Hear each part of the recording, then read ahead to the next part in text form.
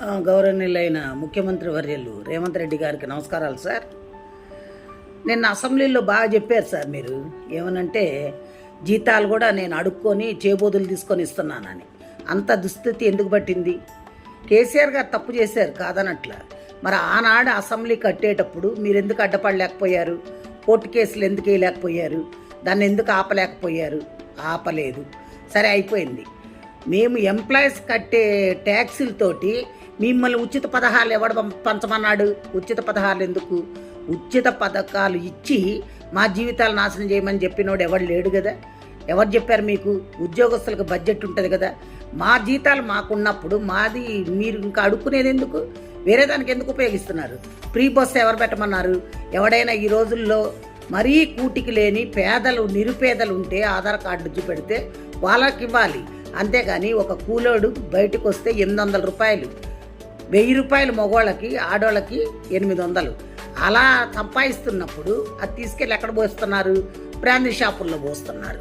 అదే నువ్వు ఈ ఉచితాలు పెట్టకుండా ఉద్యోగాలు వచ్చే పొజిషన్లో చేసుండి ఇండస్ట్రీస్ తీసుకొచ్చుంటే కంపెనీల్లో ఉద్యోగాలు వచ్చేవి చేసేవాళ్ళు. అసలు ఇవన్నీ ఎందుకండి?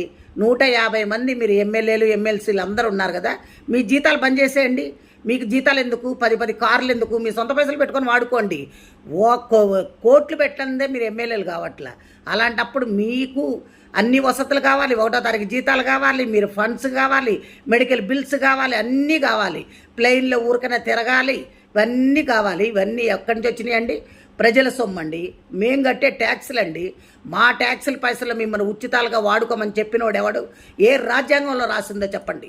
మీరు ఇవన్నీ కానీ చేస్తే ఇప్పుడు మేము రిటైర్డ్ అయిన వాళ్ళకి కనీసం పైసలు కూడా ఇచ్చే స్థితిలో లేరు మీరు. అంటే అప్పులు చేశాడు కేసీఆర్. అప్పులు చేసిపోయిన ముఖ్యమంత్రి ఒక ఆయన ఆస్తులు, నీకు దమ్ముంటే ఆయన ఆస్తుల్ని ఎలమేయండి. ఆయన ఆస్తుల్ని జప్తు చేసి అప్పులు కట్టించండి. ఇది ఒక చట్టం దాండి. స్టేట్ కానీ సెంట్రల్ కానీ మీ ఇష్టం వచ్చినట్టు వాడుకొని మాకు ఉచితాలు ఇస్తున్నాం, మీకు ఉచితాలు ఇస్తున్నాం అని చెప్తున్నారు. ఉచితాలు ఎవరికి ఇస్తున్నారు? ఉచితాల పేర్లతోటి మీ కార్యకర్తలకి దోసి పెట్టుకుంటున్నారు. అంతేగాని మీరు ఎవరికి ఏం చెయ్యట్లా, న్యాయం జరగట్లే అక్కడ. కాబట్టి దయచేసి మీరు ఇంకోసారి ఈ పిచ్చి సలహాలు ఇవ్వకుండా ఇప్పుడు ఎవరికైతే క్లాస్ 4th ఎంప్లాయీస్ కూడా జీపీఎఫ్ఐ పెట్టుకుంటే బిల్లులు ఇచ్చే స్థితిలో లేకుండా అయిపోయారంటే ఏమనుకుంటున్నారు? ముందు అర్జెంటుగా మా బిల్లులు మాకు పాస్ చేయండి.